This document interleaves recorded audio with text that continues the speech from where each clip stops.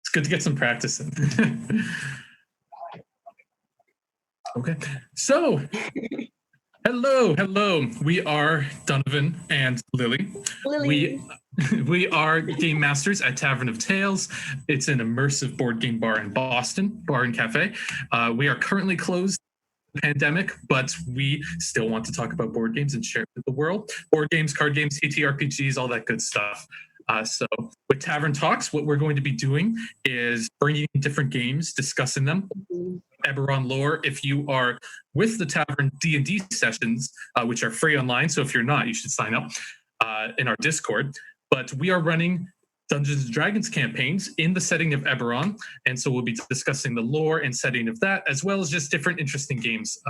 So getting to that, we also stream D&D. With our game master Jake, with the Shattered Lands campaign, in which I play Sir Gwydion the Guileless, the wonderful, beautiful, idiotic knight.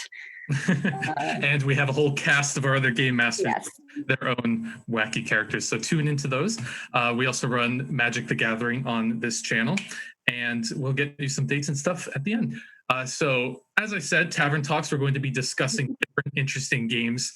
We want to start off with TTRPGs, tabletop role-playing games similar to Dungeons & Dragons, but bring in something a bit different and unique. So for that, I'm going to ask Lily, who brought in a game I've never heard of, about it and discuss that. So Lily, do you want to tell us? I so want to talk about it. That is why Tavern Talks exists. This is essentially all of us game masters allowing our freedom to showcase and show and tell these really cool games that we hopefully can show off to you guys to either play with your family, your friends, or if you can, online, in which most of the games that I'm choosing to showcase out there are very small indie games. And hopefully are very easily able to be played through Discord or Zoom chat or whatever. The game that I am showcasing today, I didn't quite think about it at first, but I'm like, it has to be this one, is a local game created by Will Jobst. It is called Black Mass. It is a witchy narrative RPG that essentially it tells the story with a couple of players of these two girls, a younger girl and an older woman, who are escaping the Salem witch crisis of the 1690s and is searching for a place in which they belong, either finding it away from Salem or finding it within Salem through the access of their abilities. It's really interesting. It's really creepy. I thought it would be perfect on the second day of May, the day after Beltane. And I will love to talk about it and the history and the game design in just a little bit. But first, if Nick could run the Kickstarter video that Will and the rest of the team ended up making for this game. It's really neat. It gets the whole kind of atmosphere of the game, and it's just super cool to show off this art. So if you could do that, please, Nick.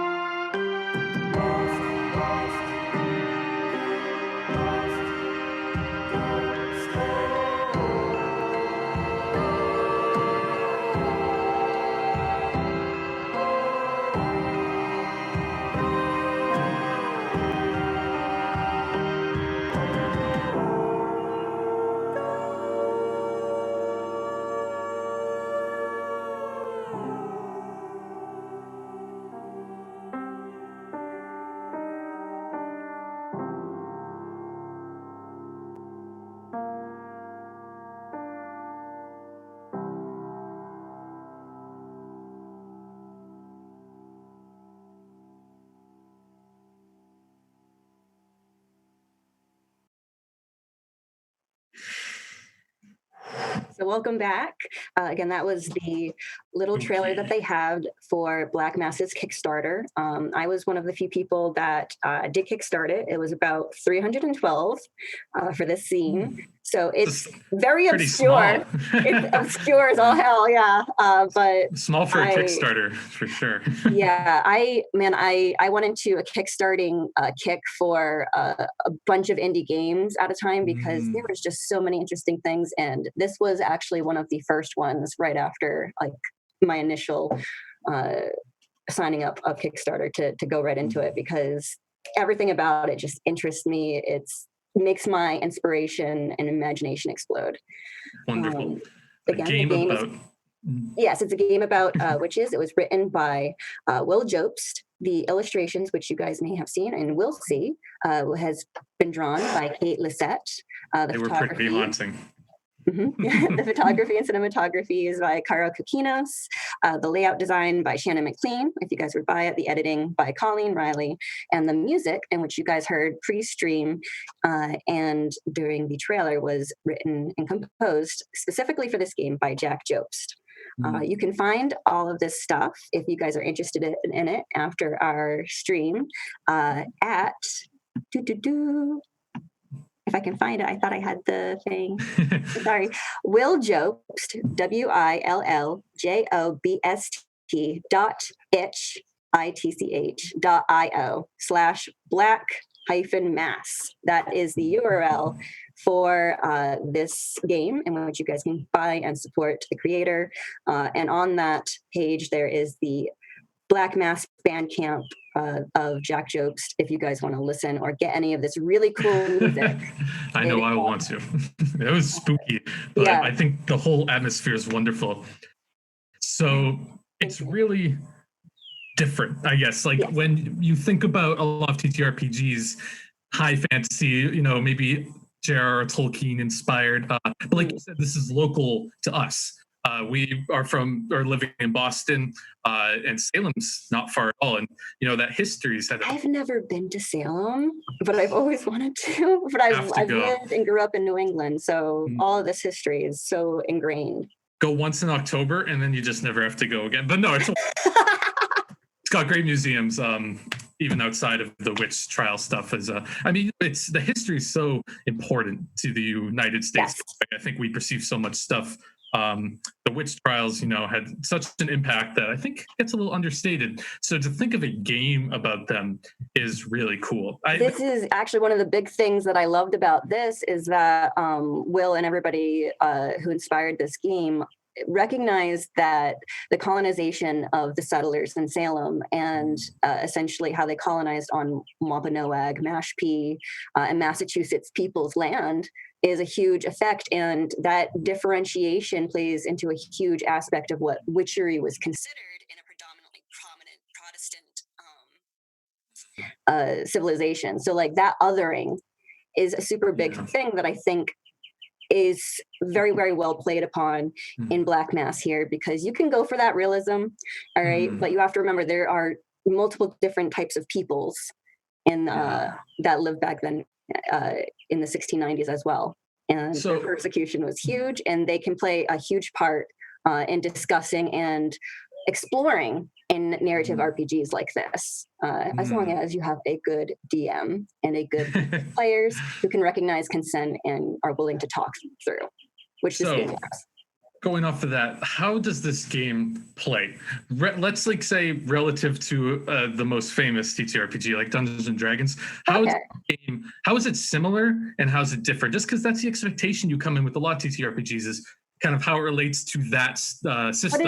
What is Donovan? Because this is a good question for you as well. Is what the reason why I'm bringing forward the TTRPGs for the talks, and you'll probably be bringing board games and future episodes. Is what's your experience with TTRPGs? I know I played 2 games with you. One was a D&D and one was Tales from the Loop. Yeah, the Tales from the Loop, that's a good one. People are interested in games, TTRPGs. So my history is, let's say small, recent. I have always been a fan of board games. I didn't really start getting them until high school, but TTRPGs are pretty new to me. But I love the experience of sitting down and telling a story. I tend to love ones that aren't super heavy on mechanics. Just sit around and shoot with your friends and just have a good time. Uh, So D&D could have been a little bit intimidating for you at first because of all the rules and dice and remembering, oh, I have to roll how many oh for a yeah. backstab critical hit as a rogue? I just want to be freaking Robin Hood over here. The structure is great if you like are meeting people and you all know it's like your first time playing and you don't really know each other. But for me, I play mostly with my friends. We know each other, so we don't really need to rely on that structure. So we just kind of like do whatever we want. And so I'm interested in learning about how Black Mass differs because D&D is intimidating and it's Yes. not to it, but So Black yes, Mass a this bit is why I more. love narrative RPGs, and Black Mass is pretty good for it. It's definitely I would say, it has more mature themes by the nature of it Mm, being uh, a witchy style and older, like historical aspect setting. mm, But it is very, very easy to get into. The rules, although it looks intimidating, this scene is only like 65 pages, and a lot of it is actually fluff that your players get to choose from. And you get to, as if you're a proctor running the game, which I will be essentially doing in this scenario that we're presenting, same. essentially fluff. So what these narrative RPGs tend to do, like Tales from the Loop, Fate, Dream Askew, is they present players prompts that you can jump onto. So it's great for people that are getting into role play, improv in role play games. It's the whole aspect, narrative RPG. You are telling a story, but you're not doing it alone. These games are built up by the players forming the story together. The mechanics of the game, which this one's very simple. It's the zine, in which you can print out or show off yourself.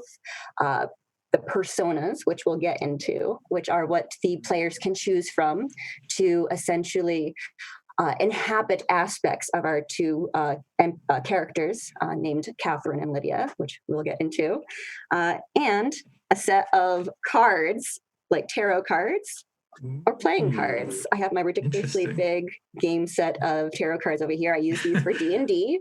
For Lily's head size. if my players need a deck of many things, it's always these. This is the Hanged Man right here. Perfect. Isn't that a little Yeah. bit creepy? Ooh, yeah. But it's perfect for what we're talking about. But it's perfect because you find that a lot of Wiccans and witchy people get into divination with tarot cards because what tarot does is tell a story using prompts like these. So you're using that kind of same aspect and idea in this game. Interesting. So you use the tarot cards as a way of playing. What does a turn look like? How are you taking those mechanics and adding them in like one cycle? Do turns Well, run in we were cycles? talking actually pre-stream that we've both done theater. So this is it's a very improv narrative kind of aspect. Everybody, this game is, let's a little bit details. It is a 3 to 8 player game plus the proctor, which is the DM. So at most you need like 4 players with one person running the game, and at most 9 players. I'm sure there's like a mathematical reason for that. Maybe you could do Hmm. more. As a proctor, you can do whatever the heck you want. You run the game. Yeah. Uh, You have 20 people if you want. It just yeah, be the best that's experience. that's a bit much. But the Okay, reason no on why the I 20. guess you limit it to 9 is because this game will last about 2 to 3 hours, maybe a bit longer. You're spending Mm. about an hour, a half an hour to an hour, doing character creation, in which your 3 to 8 Wow. players get to choose aspects of Catherine and Lydia. Um, Interesting. So rather than making like your own, your own character, yeah. you're building on these two characters. Do you feel that that might inhibit like the player creativity, or do you feel like it's something different? It's definitely something different, and it's a bit Voltron-y. If you're not in if you're in a group of people that you think don't, it's every experience. How would I say this? Every experience of Black Mass is absolutely going to be different. We'll go into explaining why, because the personas. Nick, if you could actually, the first slideshow page, I think, has the title of Black Mass, and then going, yeah, you Mm. could actually show that off. Um, Thank you. So you guys as much as I love to show off my beautiful face, here is the first page of the zine. Again, if you go to the Itch.io page for Black Mash, you can find all this really cool stuff. You can see the really creepy, cute sketches by Kate Lissette. That is like some really hot. It's that old style of illustration, but it's like got that. Do you remember too. middle school, high school with that creepy? I eat it a cookie, but like it was. I don't like scary stories to tell in the dark, kind of. Yeah, maybe a little bit. That's totally what I mean. I'm dating myself. I've never heard of the cookie story. Ooh, rar, ooh. God, okay. So, essentially, Black Mass, you are taking over personas and magical abilities of these girls. If we go on to the next slides that we have, these are essentially the cards of Catherine and Lydia. Catherine is the older girl. She is 22. The true thing about her is that she is from a, let me get to my page. She's 22 years old. She is a servant working in the Carey household. So she's working within a more richer, maybe prominent family, maybe a high, well-to-do in Topsfield, living in Salem. So she was from Topsfield and she moved away from her family to work in the Carey household. This is always true. And one of her aspects is that she is never forgotten, but she's often alone. So that phrase alone, it opens up ideas that Catherine is someone who is always on people's minds somehow. Maybe it's because she is just a little bit weird. Maybe she's very beautiful. Maybe she has a very interesting talent that the people like or don't like. But she likes to spend her time alone and she feels uncomfortable with how people interact with her. So this is something that is true that the players can all attach to and then look through her personas. The other character that we can play as, which both characters are inhabited by our players, is Lydia. Lydia is a 12-year-old girl from a very big family in Salem. So she's very easily forgotten because she's a middle child of maybe 8 or 9 children. Way back when, in the 1690s, it was very likely that a farming family had a lot of children because it was easy for people to die back then, and because they needed hands to work the fields or whatever, to make the livelihood work. And also there was like no contraception, like that's a thing. Yeah. Big families. That's it. So there's like that historical element to it as well. It's trying to put you in the past in a way. That's very different. Yeah. It's a fantastic way. And it reminds you of those things because the character creation, if we go on to the next slide, this is just like the first page of 2 personas, which Donovan, I'm going to have you as the player. Essentially, these are the personas that you have chosen, let's say. The cataloging Catherine and the Lydia or the funeral. So creepy, I know. So are these the characters like all the time, or do you get to this page by picking different things? Yes, you as a player get to choose one aspect of Catherine and one aspect of Lydia. So if you're playing with 3 players and a DM or proctor, I would be the proctor, you would be one of the players, and then 2 other people would also choose an aspect of their own of Catherine and of Lydia. So yours would be cataloging Catherine and Lydia of the funeral. Someone else might choose spider silk Catherine and Lydia of the powder, which are other aspects which I'll introduce into our scenario. If we look through it, the cataloging Catherine has an added history that you will get to choose, but you get to go off of. So the prompt here is when a landowner dies in Topsfield, Catherine is called back to her family's home. She and her father and a magistrate enter the home, and they log every single incident, items, clothes, furniture, jewelry, every asset that this person who died had. And she's not supposed to take anything, but she does. She takes the pages and passages from journals and letters. the secrets that those who are gone will no longer have or miss. So that's something about that maybe drew you. Maybe that's why you chose it. It's like, oh man, I love poking through dead people's stuff. I mean, yeah, you got me, of course. Who doesn't? So, and that's how you would pick the catalog in Catherine. And then you have more information. It's a bit confusing. Persona actions, which each character, each per aspect and persona has two that only this persona can do.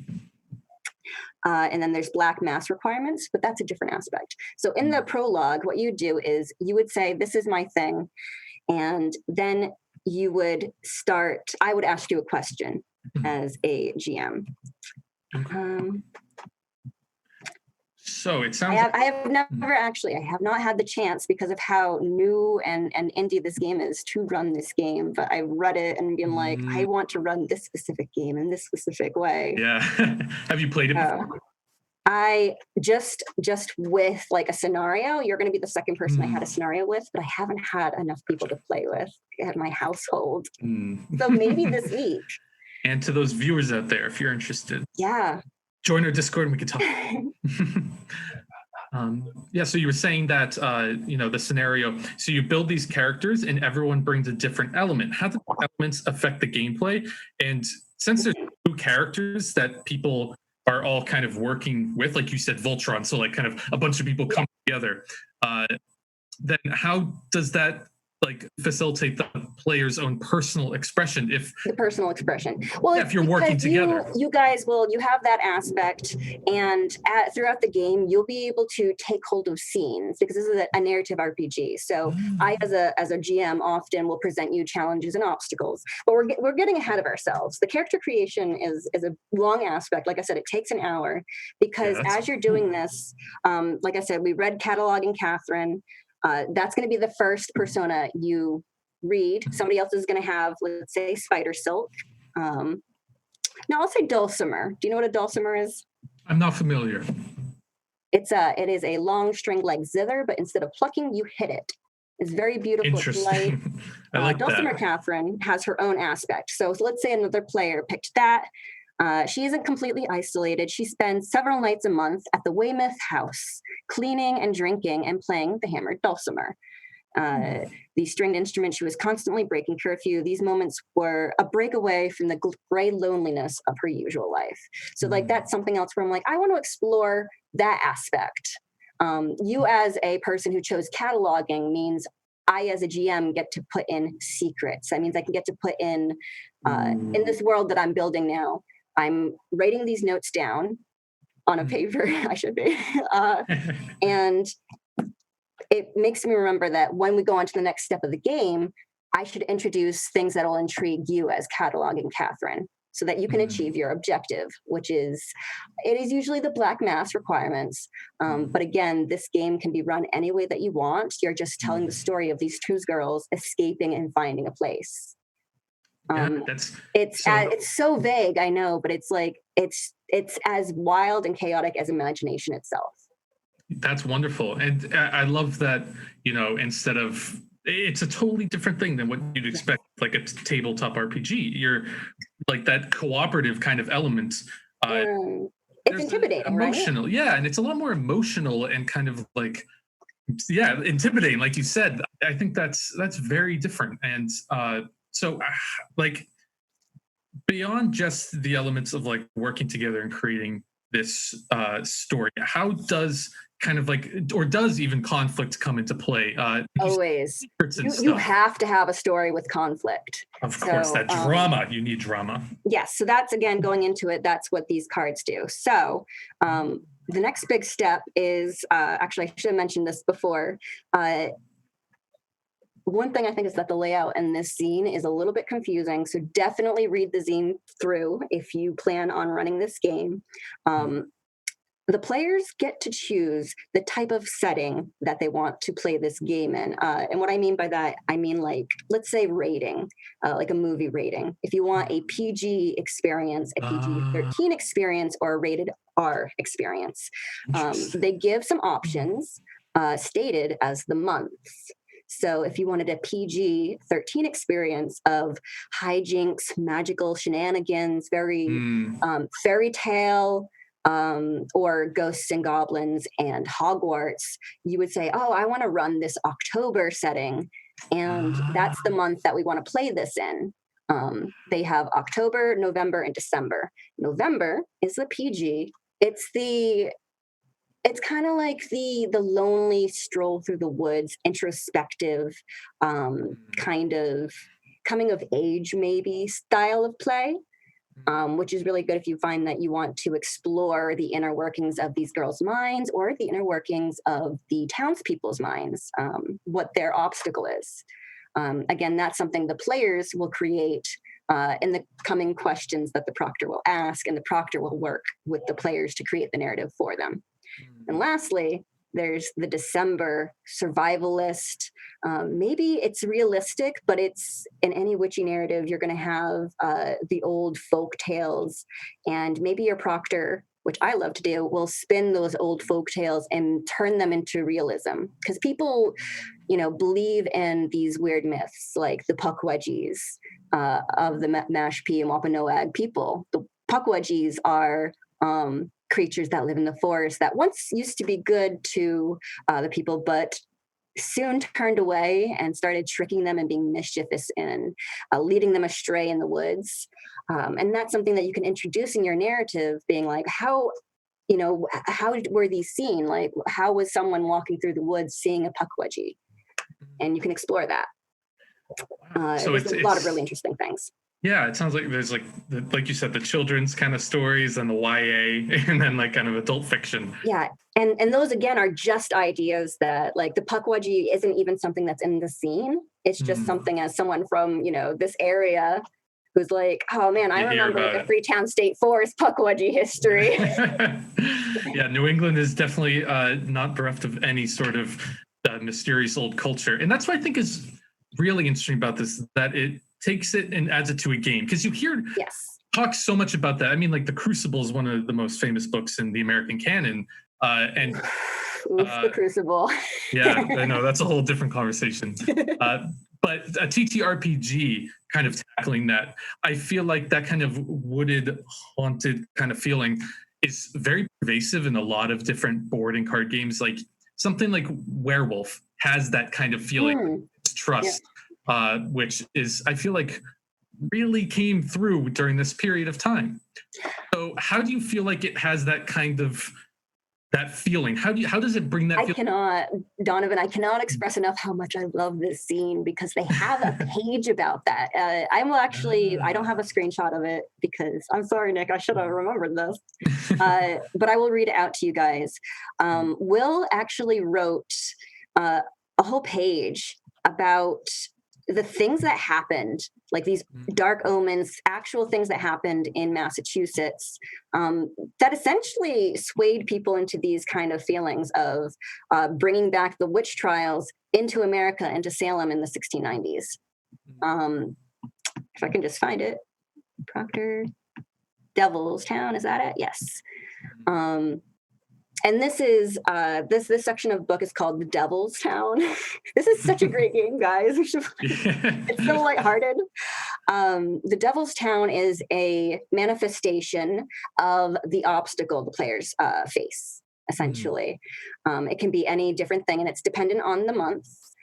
But this passage says, in 1638, there was an earthquake in Massachusetts. There was another greater earthquake in 1755, the largest in the colony's history. Tremors plagued Massachusetts in the meanwhile, sounding like cannon blasts or gunfire. Lumberers in the woods smelt dead air and sulfur.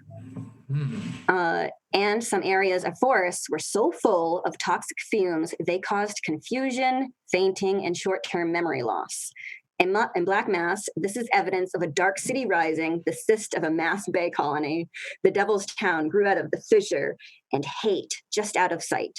It emerged as the Massachusetts were settled and receded during the Industrial Revolution. So, like, that's just a manifestation of here's some really like things that happened. And like with any ghost story, there's always going to be skeptics and stuff, or true believers.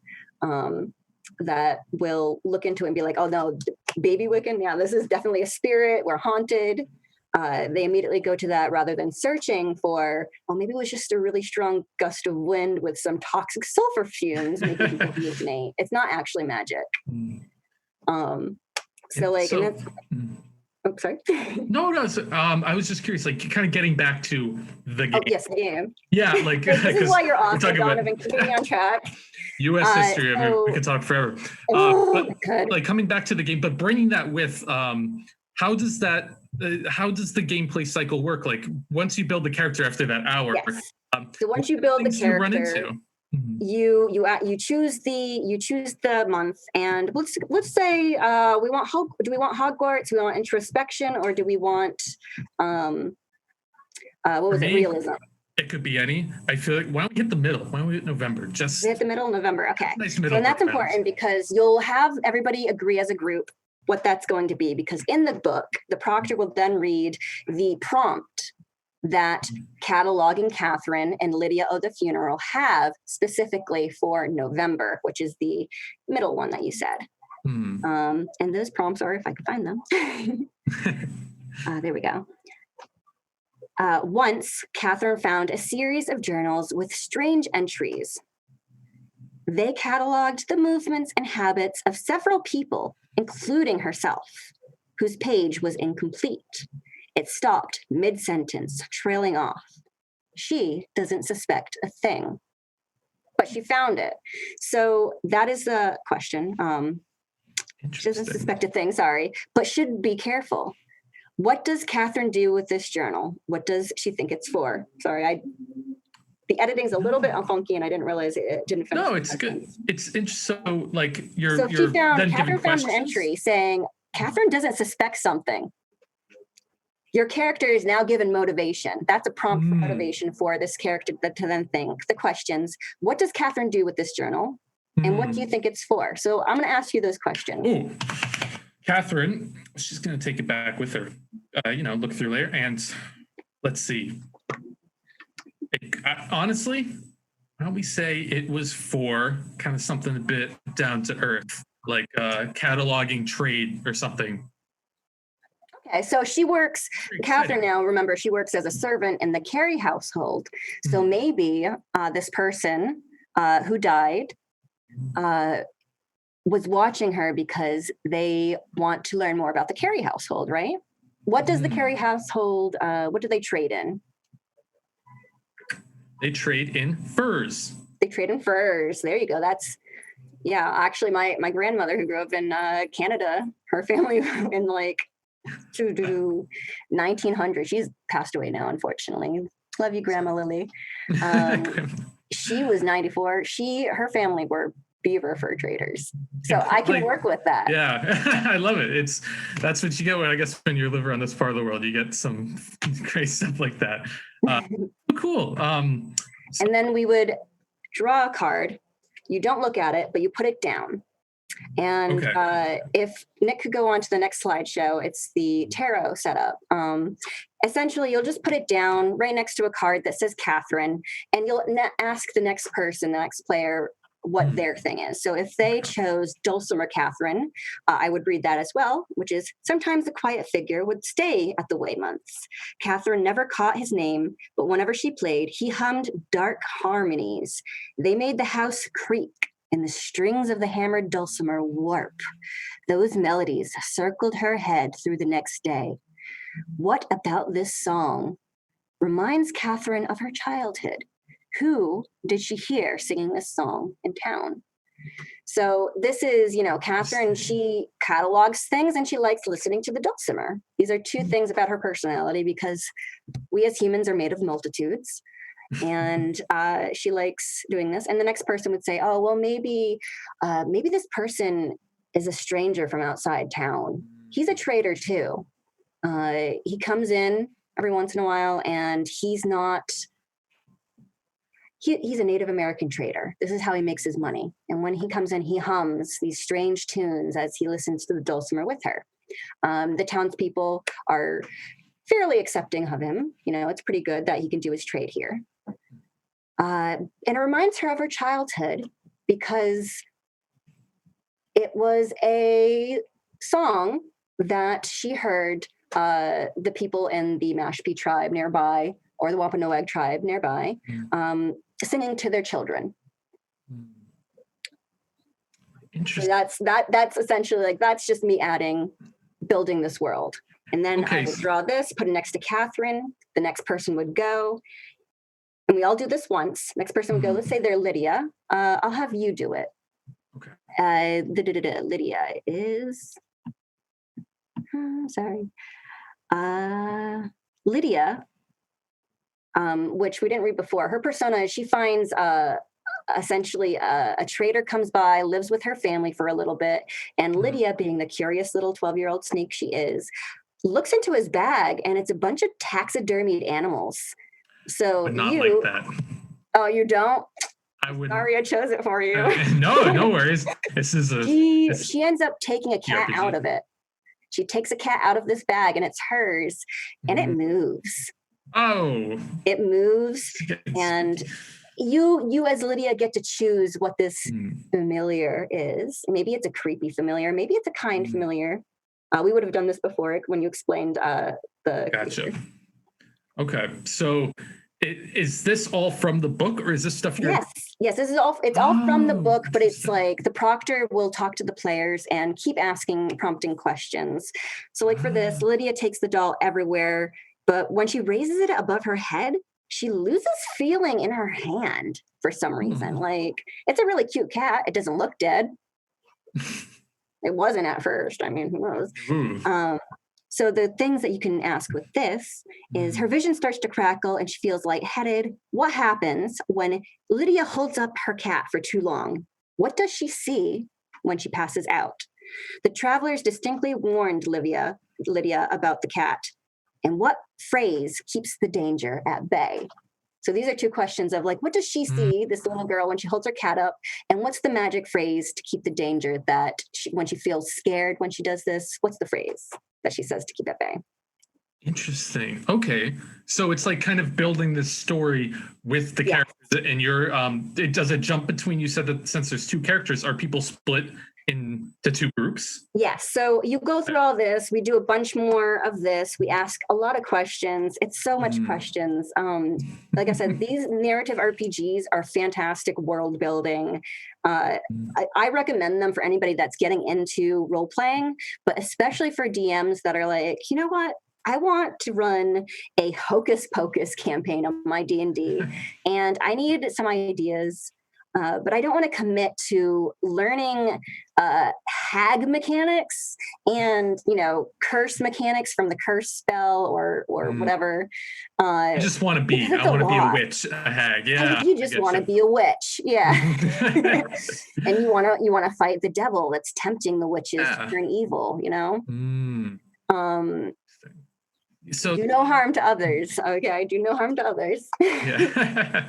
So you do all these, and as you go through the game, you're essentially, if you find that you're presented with a scenario going through, you will say, I, Catalog and Catherine, see that there's a lot of mushrooms over here, and I'm going to take this journal and I'm going to finish it and go even further, or maybe not journal, mushrooms.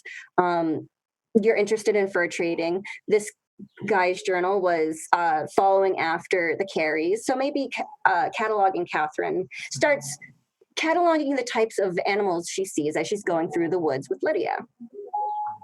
I jumped ahead of myself. I'm so sorry. Essentially, the timeline of the game is we finish the prologue, we finish our character creation, and we immediately start off in the woods with Catherine. Love it. Yeah, you start off.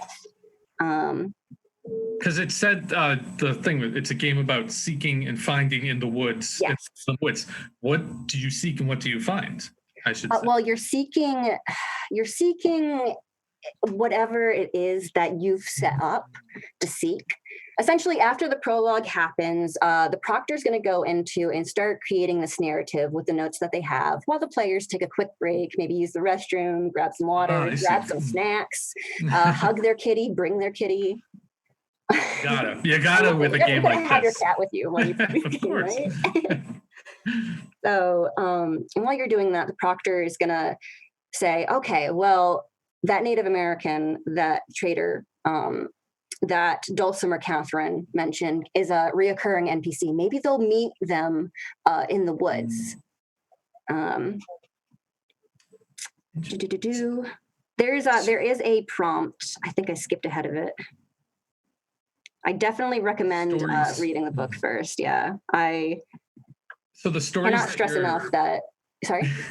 I was saying, so the stories that you're playing out, they all start in the woods, and they're all about finding something. So is that like that's the mindset you kind of yes the game? So we can go. Let's look back, Nick. If we could go back to the spreadsheet with the persona actions, the persona spreadsheet, that has on it persona actions. Essentially, when you use one of these, you take charge of the scene. So we're in the woods. Let's say that you are being chased out of town from one of the you're getting chased out of town by the magistrate, by the townspeople, because maybe this person that died got blamed on Catherine because of all the suspect stuff that was in his journal. And people begin to say, oh, Catherine bewitched this man. Catherine, is a witch. She is working with the devil. So she no longer feels welcome in her community and starts running away in the woods. Lydia has a similar scenario.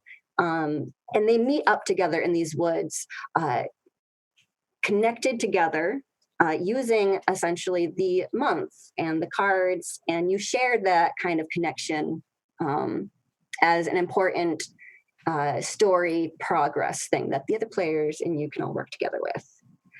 But yes, you're running through the woods. Let's say you're being chased. It's dark. It's very, very dark. Proctor asks players, what do you do? And at this point in time, the players will continue workshopping ideas. And maybe one of them will say, oh, I think that we should go, but we should go carefully. Where I'm holding Lydia's hand as Catherine, and we're walking carefully, making sure not to trip on any roots and anything else. It's a lot slower pace than a lot of the most popular TTRPGs, it sounds like. Yes.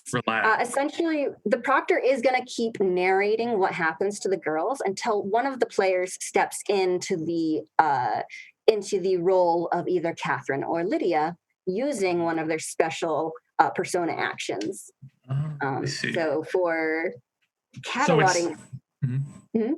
So it's not all just like... you're all sitting together playing these two characters. There's like, there are mechanics that can change up and like move at a different pace. Is kind of what I was getting at with the proctor ability, or not the proctor, but the abilities. Yeah, it's so cool. I mean, and the thing is I'm a little bit less sure on this because it's. Again, I have to like do it. I'm the type of person that I have to play through a game to remember things. Yeah, I feel you. But essentially, when a person takes over the scene, let's say you as cataloging Catherine does, your personal actions for cataloging Catherine are two things that only you can do. You know a secret from the stolen letters and the pages from journals. Spend a card to establish a fact about the surrounding area relating to something you know that others don't. If it's unreasonable, spend 2 cards. So that's called Catherine Known. And the second ability is called Something More. Catherine has seen the worth of a life written on a ledger. When using Keen, which I can explain in a second, spend cards for the following benefits. Make them feel small or make them feel grand. So when you take, like these are create things. You are making your own abilities. The imagination is as wide and possible as you can make it. But when you take charge of a scene, what the player does is they draw 3 cards from the deck and they place it in front of them, and that's called their cairn. What these cards do is you will use these to essentially limit yourselves into a scene. When you have 3 cards, when you're out of all of them, you no longer have control of your aspect persona, and the scene with you ends, and somebody else can pick it up, or the proctor continues. So let's say you guys have just gotten into the woods. It's dark. and you don't know where to go, but you know you need to leave because the town is chasing you. And they could be on your heels within an hour, and you need to go. Uh, you can take charge of the scene. You say, I'm going to use my Catherine known persona action. I would like to take charge of the scene. You take your 3 cards, you will spend a card, and you'll flip it. This is the 3 of Swords. Place that forward. And what you would do is the proctor would ask you, how do you use your persona to get you guys through the woods? What do you want to do? And you might say, I remember reading in this man's journals, and when I snuck through the journals of the Carey trader's household, of secret trader paths, and tips and tricks to get through. If you follow a deer path, you'll be able to traverse the woods more safely and find running water. Gotcha. So that's coming back, that book Yes. I found earlier. Okay, so because I'm a collector and I took this book, an interest in what was inside, it now is paying off later in the story, and I had to kind of build that on my own. Yes. I came up with what was inside of the book, right? Yes, no, you got to choose. You just knew that it was secrets, things most people don't tend to look at anymore, except in these D&D RPG settings where we bring importance and meaning into them, which is a huge thing with this game, and Wicca in general is putting meaning into everything you do, Yeah. Wow. So it's not just like, oh, you collect an item and then that comes off to pay later. I had to create the item. Then this whole thing had to come through, and I had to remember that I did that. And then I can solve it. To know, it's easy enough to remember because you're going to be worrying about your things or maybe something else. Something else from another player in their story intrigues you. You don't have to use all of this ever again. You're just kind of you're vibing and you're telling the story. I get you. So yeah, it's, if you want to do that, you can. But if you also just want to go for a spooky, haunting walk in the woods, you can do that as well. And essentially, you go through all these woods. Looking back at the sheet, you have your black mass. Now that's kind of like an objective that you can put forward for yourself if one doesn't arise in the story narrative. Like maybe you find that you connect with another person's story of, oh, I need to find, maybe this cat ran away or something during the narrative, mid-narrative, and you're like, that's our new objective. Lydia is sad without this cat. Let's make that. Or you can take these prompts, which is the Black Mass. Now, Black Mass is the capitulation of Catherine and Lydia's stories. It is when you get to go in and find yourself. You get to realize your identity as cataloging Catherine as Catherine. And so these have kind of requirements. Cataloging Catherine is really interesting. For hers, it's after Black Mass. You can spend cards to number everything, save secrets that you want to, and burn the rest so that only you can get to know them and no one else. Maybe this person that died had some, they weren't as pious as they should have been. Maybe they dabbled in the dark. Kind of demonic, kind of devilry things, and interesting. She doesn't want to be, or for Dulcimer Catherine, maybe that man was a native, or maybe going through the woods, they ended up, they were maybe the devil from the devil town. Just one of them trying to entice her and bring come over to the dark side. And you can either choose to, or you to explore that, or to not to fight it away. This is one of those games where it's so broad, it's so open. So using the X card mechanic, which is, I don't feel comfortable about this X, or writing X, and you just shut it down. Either move on, or if you guys feel it's something that you need to discuss. Essentially make sure your players are all comfortable. But you can do that when you're with a group of people that are so willing to work together and to form a narrative and to explore these aspects of storytelling. For the requirements for cataloging Catherine, she has hide things that you've collected. So you'll use that as an objective through your storytelling when you have taken control of Catherine. Mm. So that's where I mean the goals and objectives, I guess, of this game. Mhm. I mean, it sounds like it's a game where you're supposed to have fun and make it and tell a good story first. There are other goals and objectives that you have to meet, like you said. You make them up as you go, essentially. Cool, Yeah. cool. Yeah, that's really neat. Um, but it's like Uh, it's not just different, but it's cool that it has that different. There's not like a straight win condition. It sounds like. Am I wrong on that? Because that's yeah, the it's vibe I'm not kind of it's not a getting. win condition. It's Mm, the best win condition is you're enjoying yourself creating a story with your wonderful, friends. wonderful. Yeah. So yeah, the objective isn't so much the yeah, you're not like trying to win against the villagers of Salem or Mm, prove yourself that you're not witches. I mean, it could be. It could be any of that. It could be whatever you want it yeah. to be, or how what people feel comfortable Mm. with. It's like a toy box, but you're playing Mhm. the Salem witch trials, which I don't think that would sell well. But you know, And again, this is just the basic fascinating. beginner stuff. Mm, Then we can start getting like this is just basic beginner stuff. When you start really? getting Oh. more into the black mass, Mm, as a proctor, you can use these tarot cards. Um, Essentially, you use them as uh, means of describing the conflict that's approaching. So the mm, proctor, when you use your ability from the Karn, you flow it. I said it was 3 of Swords. That means me as a proctor will introduce a struggle that you're about to mm. have. It's Okay. either something for yourself or it's an action using your body. You can either remain unhurt, you can gain ground in your progress in your journey, or you can like reverse positions, meaning like if you're in a dangerous position or Lydia's in a dangerous position against maybe a wolf. There's wolves in Massachusetts. There were. Ooh. So uh, do those are those in the rule book? Like, mhm, because you had the tarot cards, but you also had the deck. So you yes. use either So of it's those. I use you can use either tarot cards Mm, or the deck. So we had drawn a 3 of Swords, which is a minor mm, arcana, which mm, introduces struggle. For a deck, that would be the spades, and essentially you would do that.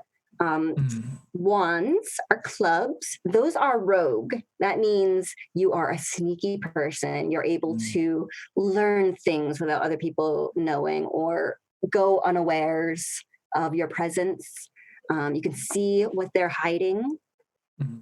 It's very, or you can discern something from a situation if you're finding that you're lost. So if you were to draw a minor arcana wands, which I'm sure there's one in here somewhere.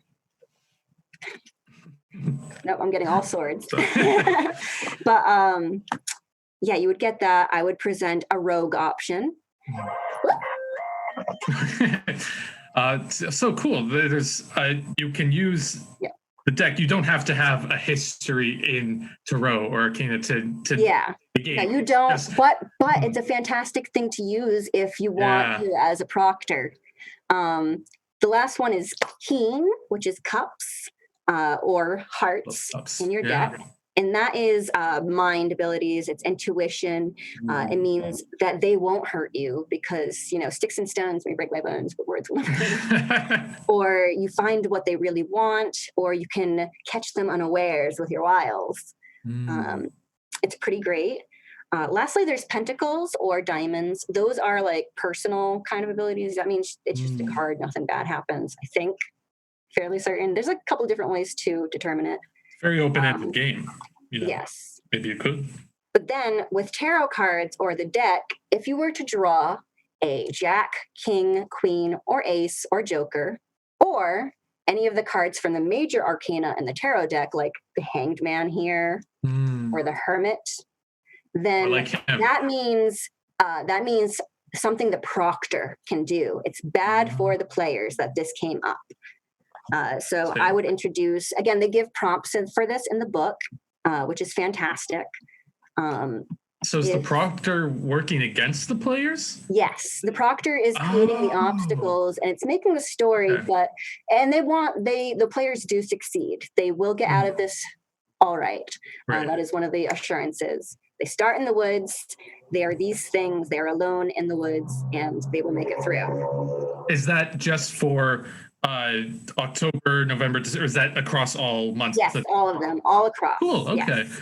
It's kind of like Tales from Loop, which if people haven't played, you play as kids, and there's no harm comes to them. They're completely fine. Yeah. Yeah, and as someone, Because, I don't love to do a ton of violence, so I think that's really. I do play Rule of Cool.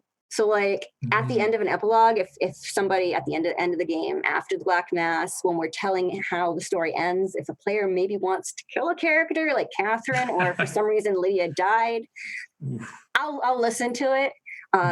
But that's something like some people are very uncomfortable with children dying in games, which is why it's important with Tales from the Loop. But it was more common in the 1690s, especially a 12-year-old. The 12-year-old is almost an adult. If they were almost 16, 15, 16, they were of marrying age, right? They didn't even have board games to play, so I don't know. Okay, no, we're going to get into history. There were definitely board games that they could play. It's a good point. But yes, so the Hanged Man and all these Arcana cards, they are something the proctor can display. So like, for instance, the Hanged Man, when this card is drawn, the players, Lydia and Catherine, are forced to sacrifice something, a physical toll or a loss of identity or self. So perhaps they come across a creek in the woods, and it rained recently. So the water's flowing very, very deeply, but they need to cross this because it'll get the dogs away from them. It'll break the scent, and if they can pass by this, they know that they can gain a little bit of distance away from the people chasing them. So you guys can go through, and I can say, as you guys are crossing this water, I can make it an option that you guys can choose what to lose. But if you're not sure, I can say, oh, well, as you're going, Lydia, you lose your cat. And it's yowling as it starts getting swept away by the water, which maybe some people don't like that. I would not like that. That would be a bad thing. I probably shouldn't do that as a proctor. Huh? Or maybe Catherine loses her journal that she's been guiding herself and Lydia with. But she still remembers, but not as well. I'd rather have the cat. So yeah, I'd rather have the cat. Yeah. Good. Very cool. And how does the end come about then? How do you decide, okay, like we've told this story then? It's essentially the reflections. It's so different because it's so vague, and I couldn't really find anything for this as well when I was reading through. For cataloging Catherine, what it recommends for as a prompt in this, it's like you're just telling stories. So while the devilish end, what kind of like ending does this devilish energy have as they escape? You guys have managed to find the end of the story the proctor has given them, their objective. They have reached the Devil Town, which has high towering trees that are dark and piercing dead branches at the very top that are white. Viewers, this is the kind of good stuff you get when you come to Tavern of Tales. Storytelling and DMing. I love creating settings. Yes. Very cool. And so essentially, Catalog and Catherine, who, man, she's just a scrapbooker from 1690. Yeah, just wants to live her life, you know. Maybe how you write your epilogue is you managed to find your book and all the ink has washed away, but instead of having that be breaking in you and being distraught, you start telling your story, and you start telling the story of Catherine and Lydia going through the woods. And you do that by putting in the leaves from the fallen leaves of trees falling down in October, December, of putting some princess pine. Oh my God, that's the tiny little pines. Yeah, I think I know what you're talking about. I was a Girl Scout, and they told us never pick one of these because it's an endangered species. Oh yeah, you can't be doing that. Yeah. Very cool. So we've talked a lot about Black Mass. Yes. Very interesting game. I hadn't heard of it before, and like you said, it was kind of a small launch, a local kind of thing. Yes. For Boston, Massachusetts. It was a very small launch. I highly recommend, if you are looking to create a story, that is exploring the history of New England folktale, Akinwa, Mashpee, Wampanoag folk tales, or the folk tales of Protestants way back when during the Salem witch trials. Because you want to explore Which one how gets these weird women if you want. yeah, like this is a story about othering and finding your place despite that othering. So it's something that's very relatable for a lot of people. Again, as a proctor, you make the world whatever you want it to be with your players. Wonderful. The possibilities are endless. It's great for if you're trying to get into opening up the imagination, and the prompts allow people who maybe haven't tried this kind of game before to start getting ideas. Like, I know this is stuff that I constantly think about. I ask questions all the time, like, why does she feel this way? Why is she motivated to go in this direction because of this point and action in her life? And writing stories from that. That's just normal DM stuff. Yeah, it sounds like a great introduction to wanting to DM instead of all those numbers and stuff, because D&D is great. Like we said, it can be intimidating. And as someone who has been intimidated by that, you eventually find that it's not so bad. It's not. So it seems like a lot. It's important that we make these games inclusive. This game is it's possible to do online. The zine itself actually states a couple of different ways that you can do it. Like I said, deck of cards if you don't have tarot. You can do it on Discord. You don't really need visuals. The music, again, you heard before, is composed by Jack Jobst for this game that will have all the setting, which is it's somber, creepy. Some of it's really relaxing. Does the music play while you play? Oh yeah, it's possible. They're possible to loop cool. and just it's like a 2 to 3 hour game, maybe 4, depending on how into you get with a bunch of other DMs. It's wonderful. Everybody's so extra that I play with, which is great. I want to do it because I feel like it's such an interesting way to own your storytelling skills. It's not just the proctor, which I love that it's called a proctor, by the way. Yeah, very clever. But you're not just listening to someone who kind of leads you on the story. You kind of you're forming the story. Be a DM, which is very cool. D&D is when you have a great DM, is such a good time. You know what? And a lot of my friends that I've played with, they're a huge proponent of using D&D as therapy and playing as a means of, I want to explore this thing that I don't feel safe or feel comfortable learning on my own, and I need other people. And this is a contained setting that you could do that with.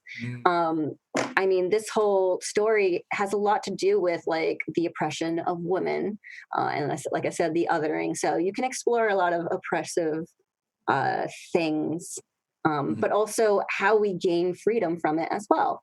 So it's a little bit cathartic, hopefully. Yeah, it puts you in a difficult place if you want to be in that place, and then you work with people that hopefully you love and that you're have a special relationship with, and you overcome that, and that's really cool. Definitely with a group of people that you feel comfortable with, knowing what the X card is, or lines and veils, which is I draw the line at cat killing or cat endangerment. I'm like, valid. All right, maybe you have a cat and you don't want to think about that.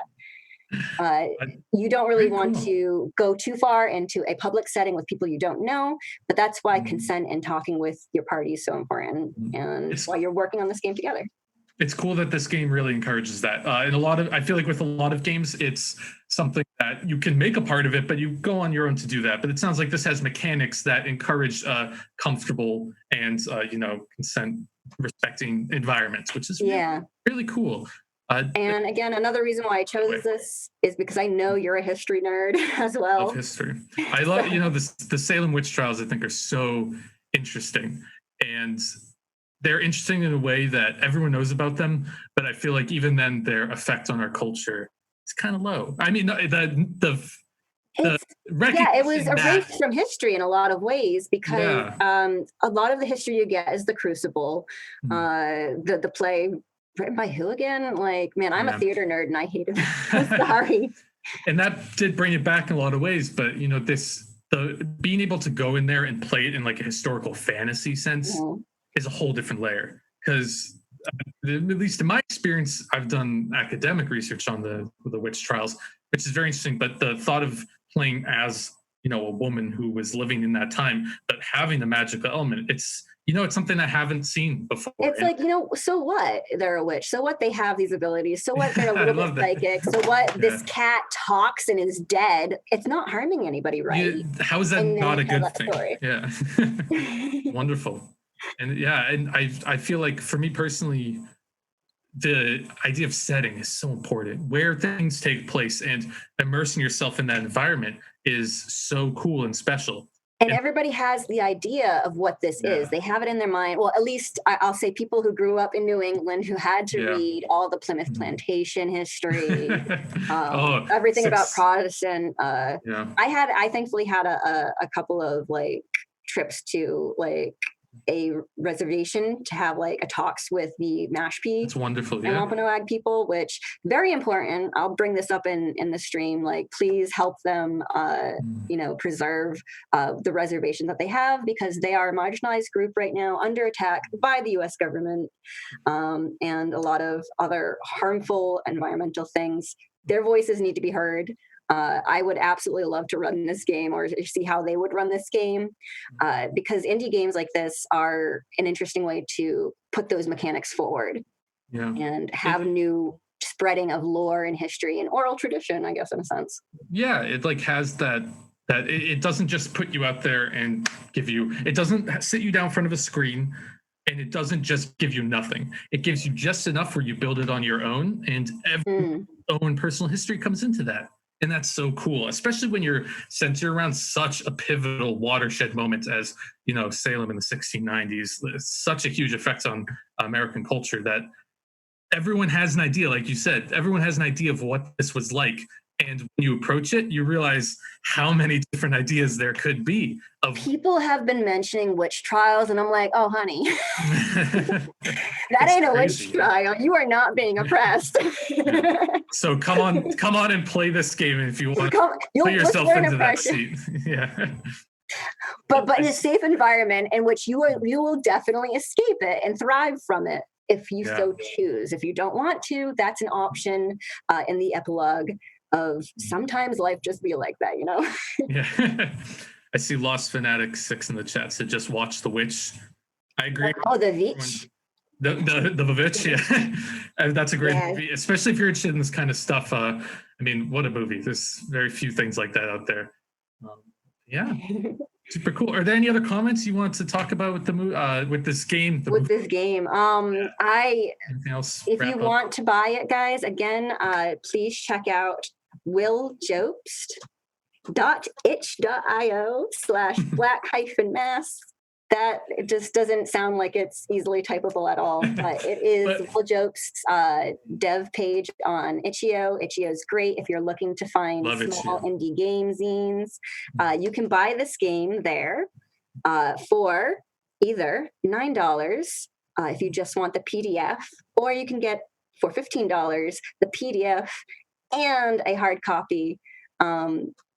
Might not That's a be. I don't know steal. what the printing thing is for it now, but both of these Strange come times. with. Yeah, it's very strange times. Mm. They both come with the Black Mass Suite, which is all this fantastic, introspective, creepy, quirky music by Jack Jobst. Yeah, I good use stuff. it to write to when I need to write creepy stuff. I love writing unseelie, dark fairy stuff with this music in the background for D&D settings. Very cool.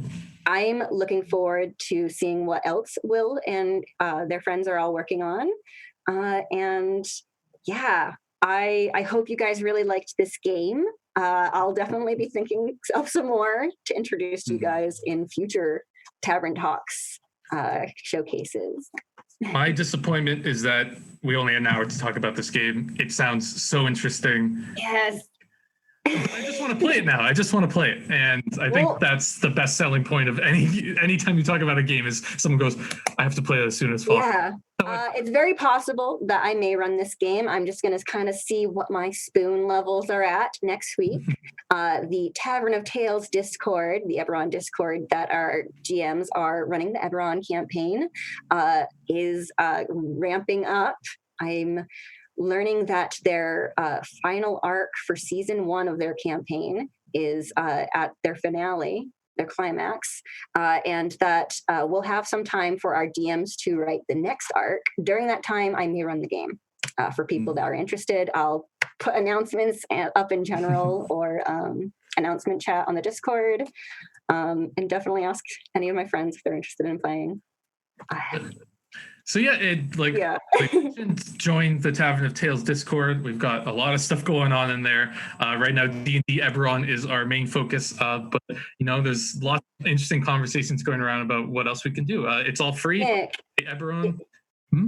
Nick, could you tell us if the finale is today, if today's the last episode, or they'll have another session on Tuesday? Archon. Yep. So today is our last episode for the Eberron campaign, and then campaign 1. We'll be resuming with Arc 2. Yeah, that's right. Campaign. So I look forward to seeing.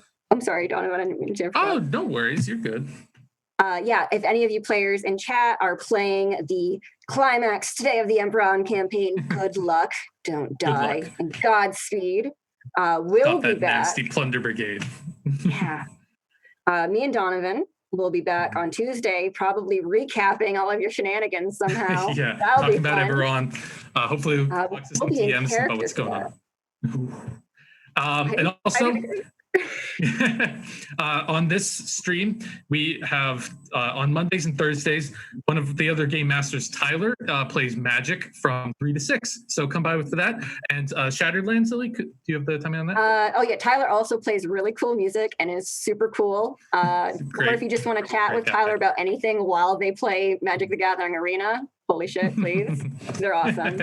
And yes, Shattered Lands, we are still running the Shattered Lands campaign. Our GM, Jake, is our GM. I play Sir Gwydion, and on Wednesdays and Fridays at 6 p.m. The 6 p.m. I'm not gonna lie. I've had some days where I've woken up at 4 p.m. and then we have to get up early. And I'm like, what is time anymore? What is time? Pandemic time. That's what's... Lily, it was a pleasure. Thank you so much for teaching me about this game, and for everyone listening, learning about it, because it sounds so cool. Yes, thank you. And thank you so much for being patient, for listening to me talk for hours and nonstop. I look forward to your chance to then do the same with the board game. Figure something out. Yeah. Awesome. It was a pleasure. Thank you guys so much for watching. This was so much fun. So again, we'll be back on Tuesday around the same time. And on Saturdays, we will talk more about board games and TTRPGs. So thank you so much for stopping by. It was a pleasure. Take care. Great. Love you guys. See you soon.